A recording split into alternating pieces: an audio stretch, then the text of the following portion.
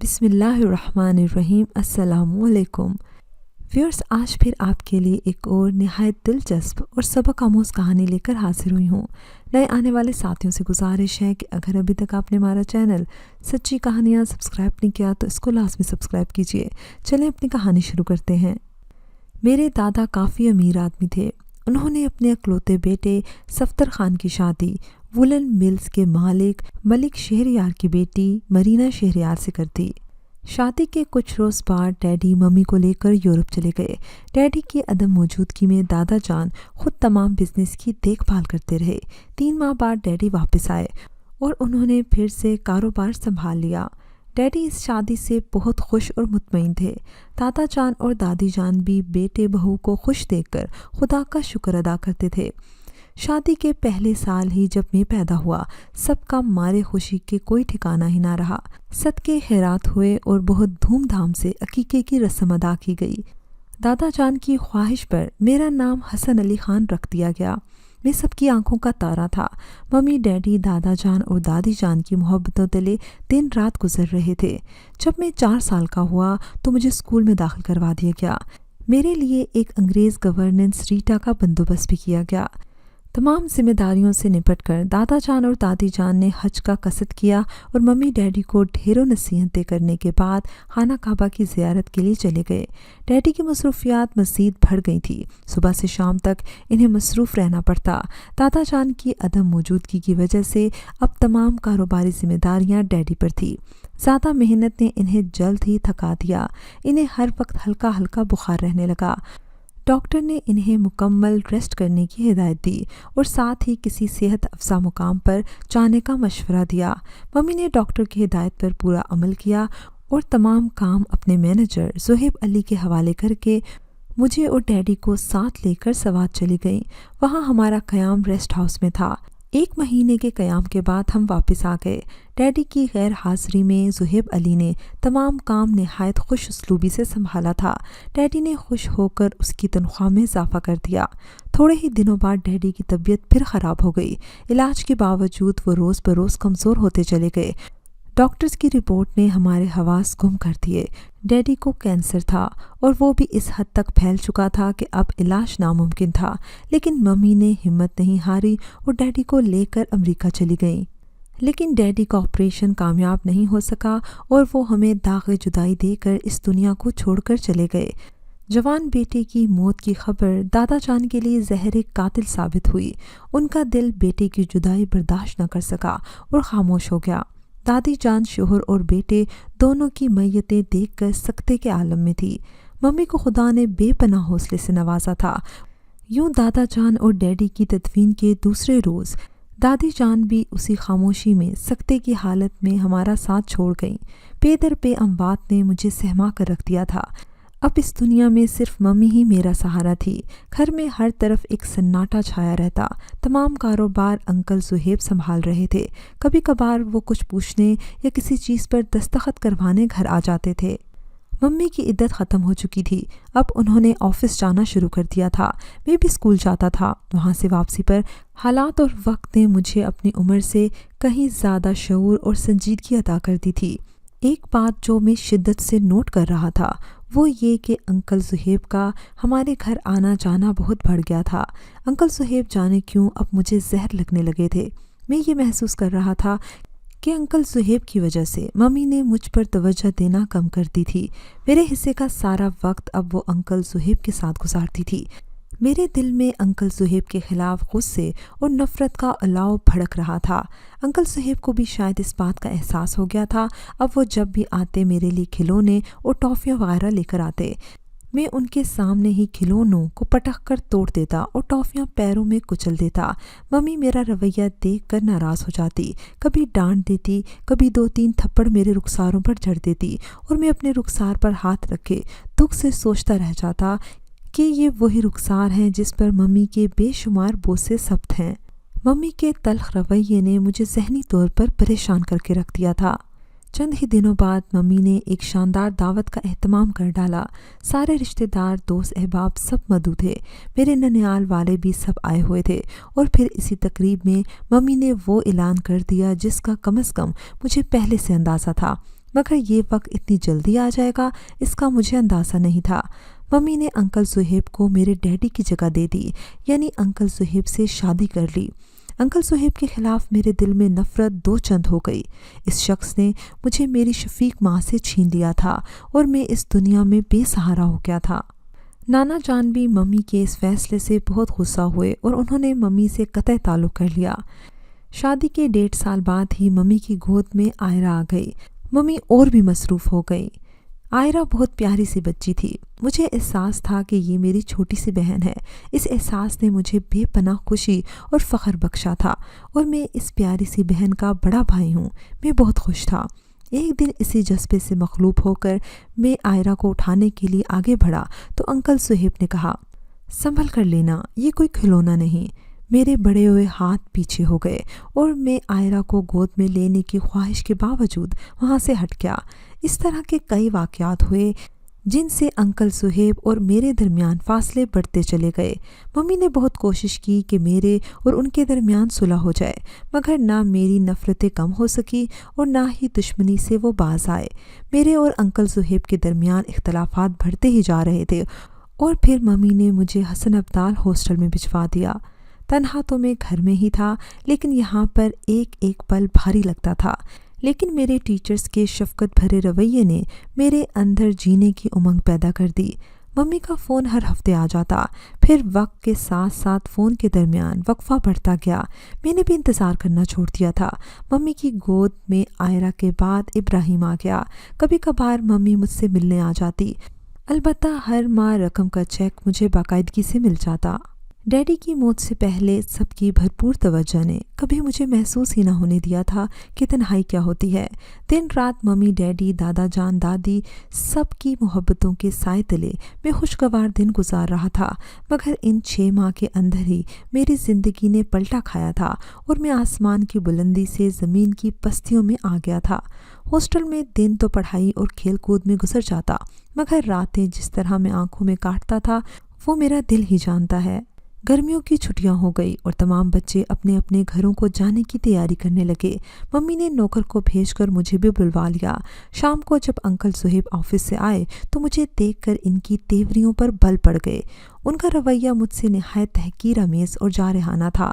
بات بات پر مجھے ٹوکتے کہ قالین پر گندے جوتے لے کر کیوں آئے ہو، گملے میں سے پھول کیوں توڑا۔ وہ اپنے دونوں بچوں کی شرارتوں کا ذمہ دار بھی مجھے ہی ٹھہراتے تھے۔ میں انہیں مجبوراً پاپا کہنے لگا تھا۔ ایک دفعہ آئرہ باہر سے بھاگتی ہوئی آ رہی تھی کہ اچانک وہ مجھ سے آ کر ٹکرائی اور میں دوسری سمت گرا۔ میرا ہاتھ ٹیبل پر پڑے گلدان پر پڑا اور وہ ایک چھناکے سے زمین پر گر کر ہزاروں ٹکڑوں میں تبدیل ہو گیا۔ شیشے کا ایک ٹکڑا میری ہتھیلی میں بھی پیوست ہو گیا۔ خون سے میرا ہاتھ سرخ ہو گیا تھا۔ پاپا زہر آلودہ نگاہوں سے مجھے دیکھ رہے تھے، پھر ان کا ایک زوردار تھپڑ میرے منہ پر پڑا۔ اندھے ہو، نظر نہیں آتا کیا؟ اتنا قیمتی گلدان توڑ دیا۔ وہ غصے سے چیخ رہے تھے۔ اندھا میں نہیں ہوں، آئرہ نے مجھے دھکا دیا تھا۔ میں نے بھی تلخ لہجے میں سلگتے ہوئے کہا، بدبخت زبان چلاتا ہے۔ وہ غصے میں میری طرف بڑھے۔ اس سے پہلے کہ مجھ پر ٹوٹ پڑتے، ممی درمیان میں آ گئی اور مجھے کمرے میں لے گئی۔ رات کو جب میں بستر پر لیٹا ہوا تھا، ممی میرے کمرے میں آئیں اور بے اختیار مجھے سینے سے لگا کر سسکنے لگی۔ ان کے گرم گرم آنسو میری گردن پر گر رہے تھے۔ یوں لگ رہا تھا کہ میرے زخم، میرے دکھ، میرے گلے شکوے سب کو ان آنسو نے ختم کر دیا ہے۔ ممی شاید کچھ دیر اور میرے پاس بیٹھتی، مگر پاپا نے باہر سے آواز دینا شروع کر دیا۔ ممی میرے ماتھے پر بوسہ دے کر چلی گئی اور برسوں کی پیاسی روح اس بوسے کے لمس سے سرشار ہو گئی۔ میٹرک کے بعد میں نے انجینئرنگ کالج میں ایڈمیشن لے لیا۔ میرے مرحوم والد کے دوست انکل ریحان کالج کے نزدیک ہی رہتے تھے۔ ممی نے ان سے میرا تعارف کروا دیا تھا۔ انکل ریحان مجھے بے حد چاہتے تھے۔ انہیں مجھ سے اپنے انکل ریحان ایک بہت بڑے ذمہ دار تھے۔ ویسے تو میں ہاسٹل میں رہتا تھا، لیکن میری اکثر شامیں انہی کے گھر پر گزرتی تھی۔ اس روز موسم بہت خوبصورت ہو رہا تھا۔ جب میں وہاں پہنچا تو انکل ریحان کے ہمراہ ایک خوبصورت لڑکی کو اپنا منتظر پایا۔ انکل ریحان نے مجھ سے اس کا تعارف کروایا۔ یہ میری بیٹی ہے عائشہ۔ پھر وہ عائشہ کی طرف مڑے، اور عائشہ، یہ میرے عزیز دوست کا بیٹا حسن علی۔ عائشہ نے مجھے ہیلو کہا۔ आयशा को देखकर न जाने क्यों ये ख्वाहिश शिद्दत से उभरी कि इस लड़की से दोस्ती कर लूं। अंकल मुझे आयशा की सालगिरह में मदु करने आए थे।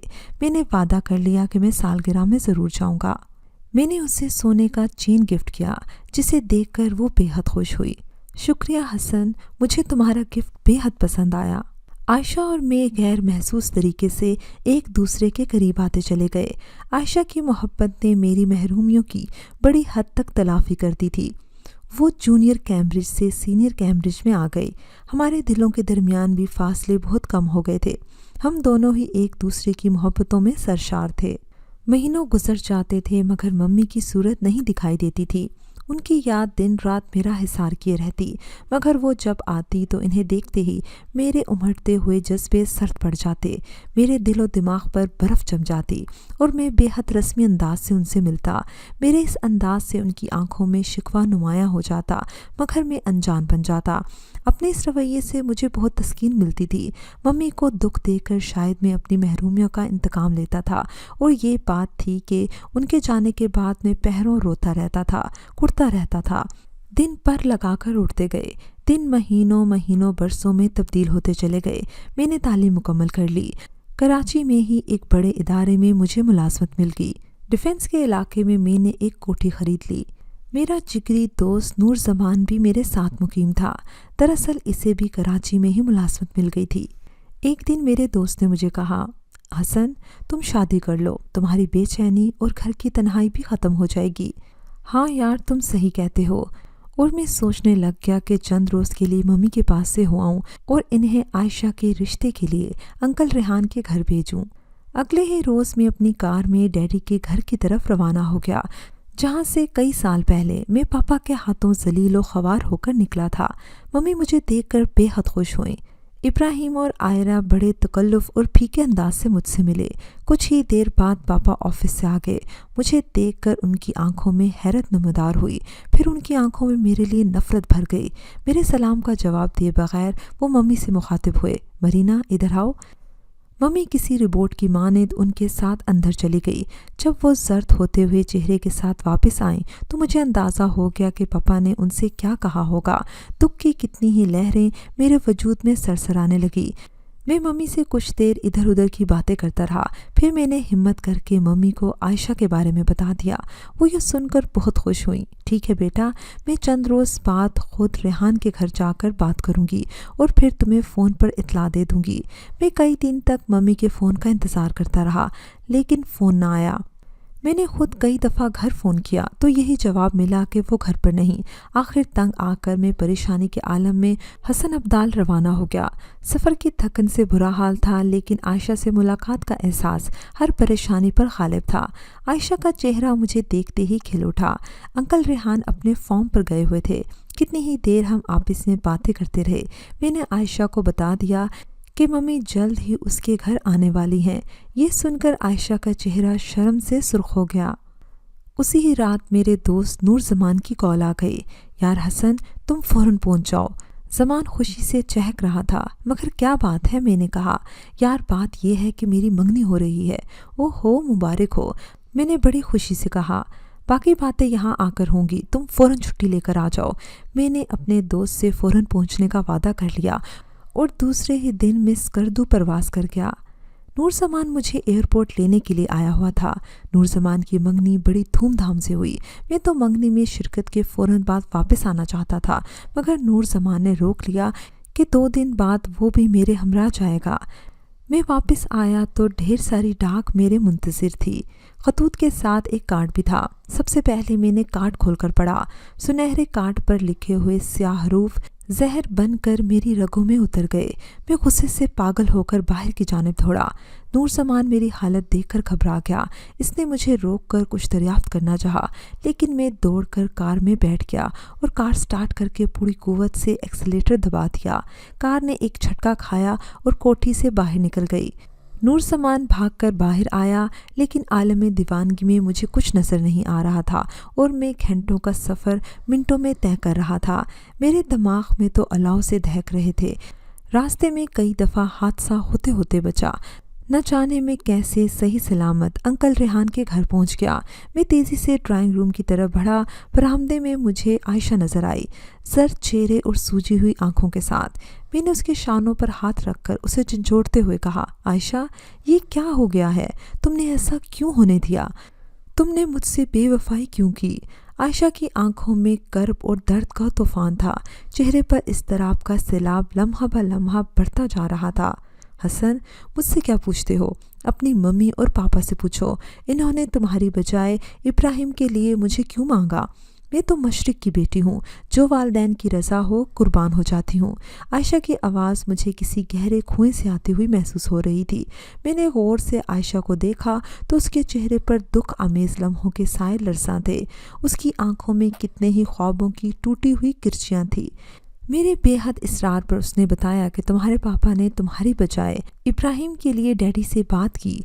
चूँकि लोग देखे भाले थे, इसलिए डैडी ने फ़ौरन हामी भर ली। तुम्हारे पापा ने फ़ौरन अंगूठी पहनाकर इस रिश्ते को मजबूत कर लिया और फ़ौरन ही शादी की तारीख भी तय कर दी। तुम्हारी मम्मी भी साथ थी, मगर वो ज़्यादा वक्त खामोशी रहीं। यूँ लग रहा था जैसे ज़बरदस्ती इन्हें साथ लाया गया हो। पापा ने एक बार फिर मुझे शिकस्त देने की कोशिश की थी, और ये शिकस्त मेरी ज़िंदगी की तमाम शिकस्तों पर हावी थी। मैं जितनी तेज़ी से हसन अब्दाल गया था, इतनी ही तेज़ी से वापस आ गया। मेरा रुआं रुआं इंतकाम की आग में जल रहा था। अब वक्त आ गया था कि मैं पापा से अपना और अपने दुखों का इंतकाम ले सकूं। फिर न जाने क्या हुआ, कार एक धमाके से दूसरी सिमत आती हुई सुजुकी वैन से टकरा गई और दर्द की एक शदीद एहसास मेरे वजूद पर तारी हो गया और मैं शिद्दत कर्ब से बेहोश हो गया। कई घंटे बेहोश रहने के बाद जब मेरी आंख खुली तो ख़ुद को किसी अस्पताल के सफ़ेद बिस्तर पर पाया। मेरा जिस्म पट्टियों से ढका हुआ था। हाथ हिलाना चाहा तो पूरे जिस्म में दर्द की लहर दौड़ गई। नर्स मुझे होश में आता देखकर करीब आ गई। प्लीज़ आप लेटे रहिए, हरकत ना करें। हमने आपके ड्राइविंग लाइसेंस से एड्रेस लेकर आपके घर इत्तला कर दी है। मुझे चोटें तो बहुत आई थी, मगर अल्लाह का शुक्र था कि हड्डी नहीं टूटी थी। मैं एक हफ्ता अस्पताल में रहने के बाद घर लौट आया। मेरा दोस्त नूर जमान मेरे साथ था। मेरी एक टांग में काफ़ी चोटें आई थी, जिसकी वजह से चलने फिरने में काफ़ी दिक्कत हो रही थी। घर आकर मैंने कार्ड ढूंढने की बेहद कोशिश की, मगर कार्ड ना मिल सका।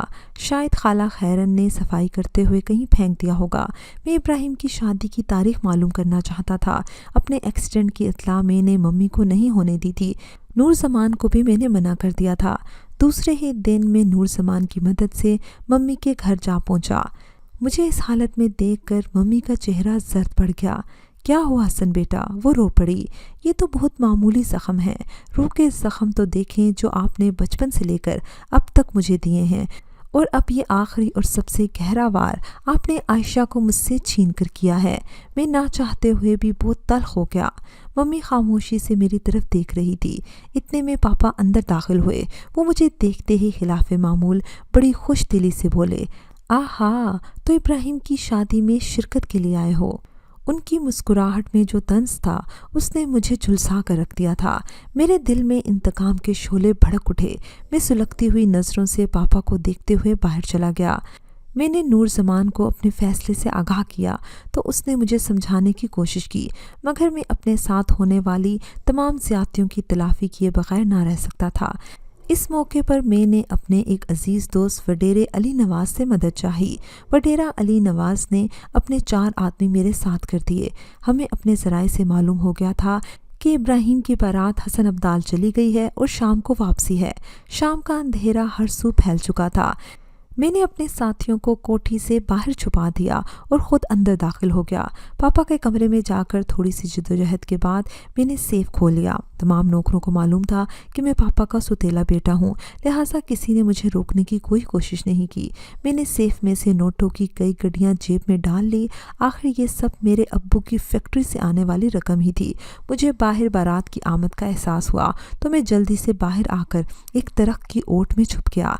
यहाँ से दूल्हा की कार बिल्कुल सामने थी। मैं आसानी से अपना इंतकाम ले सकता था। उस वक्त मेरे अंदर का हर जज्बा मर चुका था। अगर जिंदा था तो सिर्फ इंतकाम का जज्बा था। पहले पापा कार से बाहर आए, फिर इब्राहिम बाहर निकला, फिर उसने सुर्ख कपड़ों में मलबूस आयशा को सहारा देकर बाहर निकाला। इब्राहिम आयशा को सहारा देकर अंदर ले जाने लगा। बाकी लोग पीछे थे। आयशा को इब्राहिम के साथ देखकर मेरी आंखों में खून उतर आया। ट्रिगर पर मेरी गिरफ्त सख्त हो गई। करीब था कि मैं फायर कर देता। अचानक मुझे अपने करीब एक आहट महसूस हुई। मैं फुर्ती से पलटा मगर देर हो चुकी थी। बस इतना याद रहा कि किसी बड़े से शख्स ने मेरे सर पर वार किया था। मैं तारीकियों में डूबता चला गया।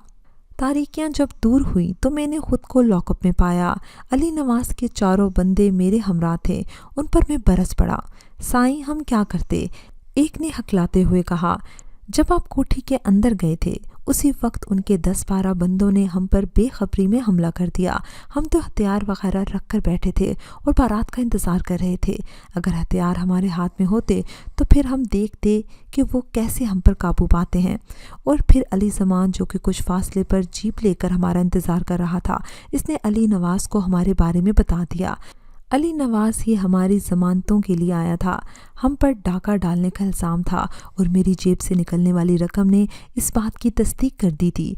पापा ने किसी को ये नहीं बताया था कि मैं उनका बेटा हूँ, जायदाद का वारिस हूँ। मम्मी मुझसे मिलने लॉकअप में आईं। उनकी आंखों में दर्द और कर्ब के कई तूफ़ान मचल रहे थे, लेकिन आतिश इंतकाम में मुझे उनसे भी नफ़रत महसूस हो रही थी। अगर वो दूसरी शादी ना करती तो हरगिज़ मेरा ये हाल ना होता। अगर शादी कर ही ली थी तो मुझे अपनी ममता से महरूम ना करती तो आज मैं इस मुकाम पर ना होता।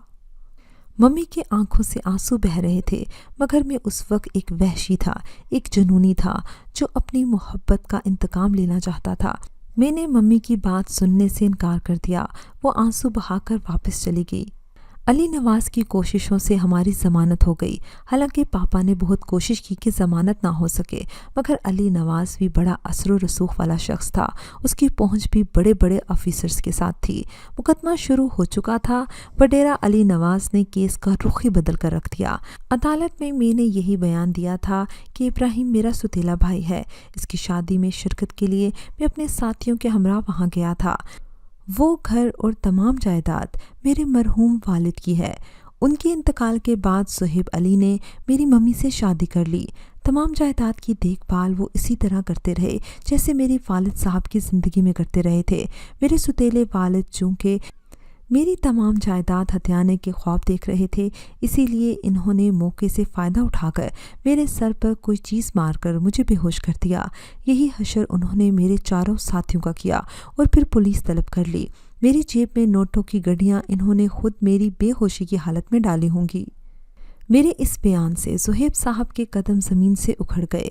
कागज़ात और मुख्तलिफ गवाहों के बयान ने इस बात की तस्दीक कर दी कि मैं ही तमाम जायदाद का वारिस हूँ और कोई अपने ही घर में भला कैसे चोरी कर सकता है। सुहेब साहब मेरी इस चाल पर तिल मिला रहे थे, मगर अब मामला कानून के हाथ में था और मैं अपने साथ होने वाली तमाम ज़्यादतियों का इंतकाम लेना चाहता था। फैसले के दिन में तो मुतमईन था, मगर सुहेब साहब के मुंह पर हवाइयाँ उड़ रही थी। अदालत के कमरे में खामोशी थी। फिर जज की आवाज़ गूंजी। तमाम हक़ाइक़ को देखते हुए अदालत इस नतीजे पर पहुंची है कि मुल्ज़िम हसन अली बेकसूर है, लिहाजा उसे बाइज़्ज़त बरी किया जाता है। सुहेब के चेहरे पर साए से लहराने लगे। अब मेरे रास्ते के कुछ कांटे दूर हो गए थे। फिर अदालती कार्रवाई मुकम्मल हो गई और मैं अली नवाज के साथ उसके घर चला गया। अब अगला मरहला ये था कि मैं अपनी जायदाद सुहेब के तसल्लुत से आज़ाद करवा लूँ, क्योंकि अब मैं बखूबी ये काम संभाल सकता था। फिर सलाह मशवरे के बाद यही फ़ैसला हुआ कि मैं पहले उनसे बात कर लूं। अगर वो अदालती कार्रवाई के बगैर ही जायदाद मेरे हवाले कर दें तो बेहतर है, वरना फिर अदालत से रुजू किया जाएगा। पहले जब मैं अपने ही घर में आया था तो चोरों की हैसियत से दाखिल हुआ था, मगर अब अंदाज फातिहाना था। पापा ने जब जायदाद की बात की तो इनके चेहरे पर बेबसी और नफ़रत के मिले जुले तासुरात थे। इन्होंने मुझसे कहा कि वो चंद रोज़ के अंदर अंदर तमाम कागजात और जायदाद मेरे हवाले कर देंगे। इस सिलसिले में किसी चाराजोई की कोई ज़रूरत नहीं है। मैंने दिल में शुक्र अदा किया कि दूसरा मरहला भी आसानी से तय हो गया। मम्मी, इब्राहिम और आयशा मेरे सामने नहीं आए थे। गो के कई मर्तबा मेरे दिल में शिद्दत से ये ख्वाहिश जागी कि एक नज़र आयशा को देख लूं, लेकिन फिर मैंने इस ख्वाहिश को दबा लिया। ज़ुहैब साहब ने मुझे बुलाया था, लेकिन मैं अपने शिकार की मसरूफियत की वजह से ना जा सका। मैं वडेरे अली नवाज़ के साथ हिरन के शिकार पे गया हुआ था। फुर्सत पाते ही पापा से मिलने घर आया। पापा मुझे लेकर ड्राइंग रूम में आ बैठे।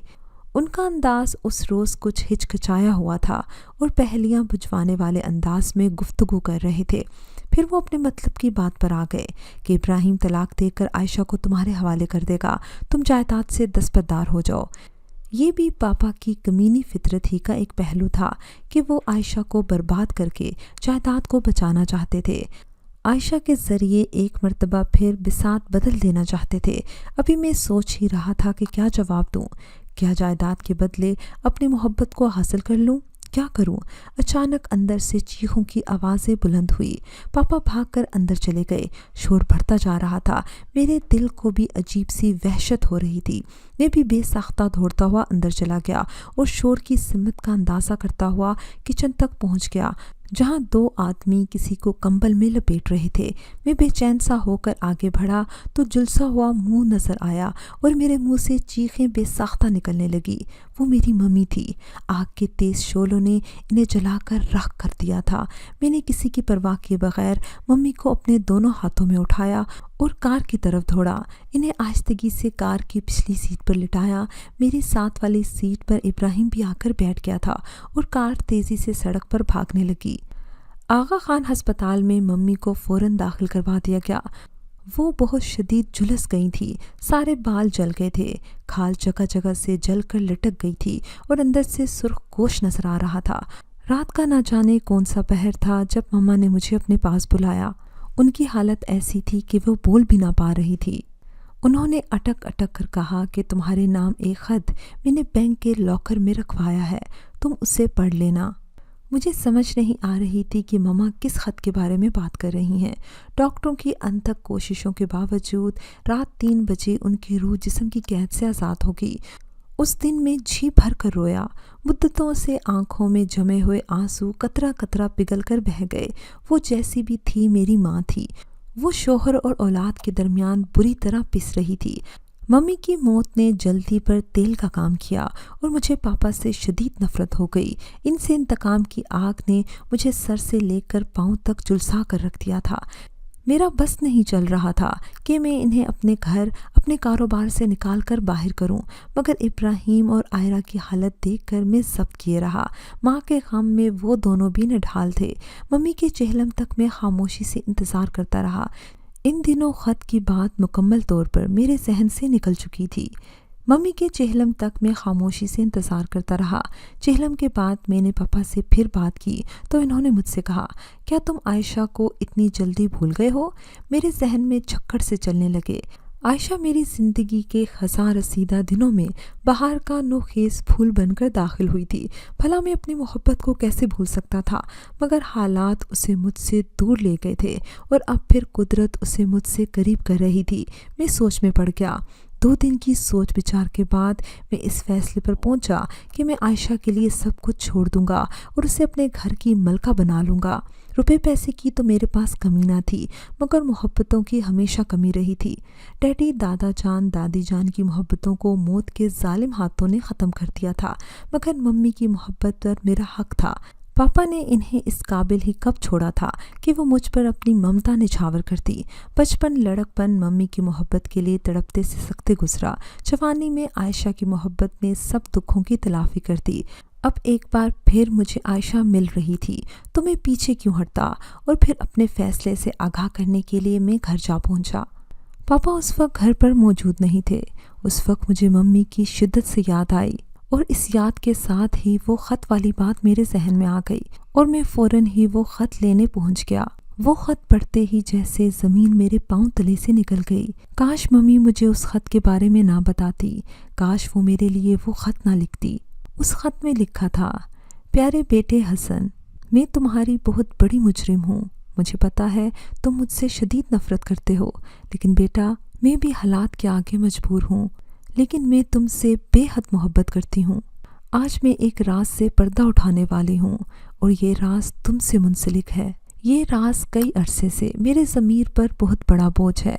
आज मैं खुद को इस बोझ से आज़ाद करना चाहती हूँ। बेटा, آج میں تمہیں بتا دینا چاہتی ہوں کہ تم ملک صفدر کے بیٹے نہیں بلکہ میرے کلاس فیلو عثمان ہاشمی کے بیٹے ہو۔ میرے والد بہت سخت مزاج کے آدمی تھے۔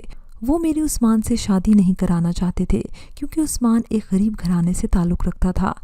والد صاحب سے چھپ کر میں نے عثمان سے نکاح کر لیا۔ نکاح کے 1.5 ماہ بعد ہی والد صاحب نے میری شادی مدثر خان سے طے کر دی۔ ان دنوں میں امید سے تھی۔ میرے والد صاحب بہت جاؤ جلال والے انسان تھے۔ اگر انہیں معلوم ہو جاتا کہ میں نے خفیہ طور پر عثمان سے شادی کر لی ہے اور میں امید سے ہوں تو وہ اسی وقت عثمان اور میرا قتل کرتے تھے۔ اس ڈر کے مارے میں خاموش رہی اور مدثر خان سے شادی کر لی۔ یوں میں نکاح پر نکاح کر کے گناہ کبیرہ کر بیٹھی۔ مدثر خان بہت اچھے انسان تھے۔ وہ تمہیں اپنی اولاد سمجھ بیٹھے اور انہوں نے بہت پیار اور ناز سے تمہیں پالا۔ مدثر کے انتقال کے بعد میں دوبارہ عثمان کی تلاش میں گئی، لیکن مجھے معلوم ہوا کہ عثمان ایک کار ایکسیڈنٹ میں 3 سال پہلے یہ دنیا چھوڑ کر رخصت ہو گیا ہے۔ اس بھری دنیا میں اس وقت میں بالکل اکیلی ہو گئی تھی، لیکن تمہارے پاپا کے مینیجر صہیب علی نے مجھے بہت سہارا دیا۔ انہوں نے تمام کاروبار خوش اسلوبی سے سنبھال لیا تھا اور یوں انہوں نے میرا اعتماد جیت لیا۔ لیکن ان سے شادی کرنا میری زندگی کا ایک اور بدترین فیصلہ تھا۔ مجھے نہیں معلوم تھا کہ وہ تم سے اس قدر نفرت کرتے ہیں۔ میں مجبور تھی میرے بچے، لیکن میں دن رات مرتی تھی۔ ضمیر کے بوجھ نے مجھے پہلے ہی مار ڈالا تھا، لیکن اس کے اوپر اولاد سے دوری، میں انسان نہیں بلکہ ایک زندہ لاش بن کر گھوم رہی ہوں۔ لیکن آج میرے دل پر کوئی بوجھ نہیں، کیونکہ آج 25 برس بعد میں اس حقیقت سے پردہ اٹھا رہی ہوں کہ تم مدثر خان نہیں بلکہ عثمان ہاشمی کے بیٹے ہو۔ میرا یہ خط جب تمہیں ملے گا تو شاید میں اس دنیا میں نہ ہوں۔ میرے بیٹے حسن، ہو سکے تو مجھے معاف کر دینا، اور اگر ہو سکے تو میرے لیے دعا کرنا کہ رب تعالیٰ میرا وہ جہاں بہتر کرے۔ یہ خط پڑھتے ہی جیسے آسمان میرے سر پر گر گیا تھا، زمین میرے پیروں تلے سے کھسک گئی تھی۔ جس کو میں اپنا والد سمجھ رہا تھا وہ تو میرے والد ہی نہیں تھے۔ میری ماں نکاح پر نکاح کر کے گناہ کبیرہ کی مرتکب ہو گئی تھی۔ کئی روز تک میں بے سدھ پڑا رہا۔ میں نے ہر کسی سے ملنا جلنا چھوڑ دیا تھا، حتیٰ کہ اپنے جگری دوست نور زمان سے بھی۔ میں ہر وقت تنہا کمرے میں لیٹا رہتا۔ آخر میں نے ایک فیصلہ کیا کہ میں عائشہ کو اپنی زندگی میں شامل کر لوں گا، اور یہ جائیداد ویسے بھی میری نہیں، میں مدثر خان کا حقیقی وارث نہیں، سو میں ساری جائیداد ملک صہیب کے حوالے کر دیتا ہوں، کیونکہ عائشہ ہی میری زندگی کی آخری خوشی ہے۔ اور پھر اپنے فیصلے سے آگاہ کرنے کے لیے میں گھر جا پہنچا۔ پاپا گھر پہ نہیں تھے۔ میں لان میں بیٹھ گیا۔ میرا ذہن اب بھی مختلف سوچوں کے گرد گھوم رہا تھا کہ ایک مانوس سی آہٹ سنائی تھی۔ پلٹ کر دیکھا تو دیکھتا رہ گیا۔ عائشہ کچھ فاصلے پر کھڑی تھی۔ اس کا سوگوار حسن چاندنی کی طرح چمک رہا تھا۔ غم سے بھوجل پلکوں میں دکھوں کا ایک گہرا سمندر کروٹیں لے رہا تھا۔ میں سحر زدہ سا ہو کر اپنی جگہ اٹھ کھڑا ہوا اور بے ساختہ میرے منہ سے نکلا، عائشہ تم؟ ہاں میں ہوں عائشہ۔ اس کے لب تھر تھرائے۔ عائشہ، میں سب کچھ ہار کر تمہیں جیتنے آیا ہوں۔ میں آج بھی تمہاری راہوں میں اپنی پلکیں بچھائے بیٹھا ہوں۔ میرا فیصلہ تمہارے حق میں ہے۔ میری محبت تمہاری منتظر ہے۔ اب ہمارے راستے کی تمام دیواریں گرنے والی ہیں۔ نہیں نہیں، وہ تڑپ کر بولی، میں نہیں چاہتی حسن کہ میرا بیٹا بھی تمہاری طرح نفرتوں اور محرومیوں کے گود میں پل کر بڑا ہو۔ میں ابراہیم کو نہیں چھوڑ سکتی۔ میں اپنے بیٹے کے سر پر سے اس کے باپ کا سائبان کبھی نہیں ہٹاؤں گی، ورنہ ایک اور حسن علی جنم لے گا۔ وہ وحشت کے عالم میں بول رہی تھی اور اس کی باتیں میرے دماغ پر ہتھوڑے کی طرح لگ رہی تھی۔ میری نظر اچانک ہی اس کی گود پر گئی جہاں ایک ننھا سا بچہ انگوٹھا چوس رہا تھا، جسے میں پہلے نہیں دیکھ سکا تھا۔ عائشہ روتے ہوئی پلٹ کر واپس چلی گئی جہاں ابراہیم اس کا منتظر تھا۔ میں واپس اپنی ملازمت پر آ چکا ہوں۔ تمام جائیداد میں نے عائشہ کے بچے کے نام کر دی۔ عائشہ کا دانشمندانہ فیصلہ مجھے پسند آیا۔ بعض دفعہ فیصلے دل سے نہیں دماغ سے کرنے پڑتے ہیں۔ جس کرب جس اذیت سے میں پل کر بڑا ہوا تھا، میں نہیں چاہتا تھا کہ اس اذیت سے کوئی اور بھی دوچار ہو، اور میں آپ سب سے بھی التجا کرتا ہوں کہ میری ماں کی مغفرت کے لیے لازمی دعا کیجیے گا۔ ویورز، مجھے امید ہے کہ آپ کو ہماری آج کی کہانی پسند آئی ہوگی۔ کمنٹ سیکشن میں اپنی رائے کا اظہار لازمی کیجیے گا۔ اگلی کہانی تک اجازت دیجیے۔ اللہ حافظ۔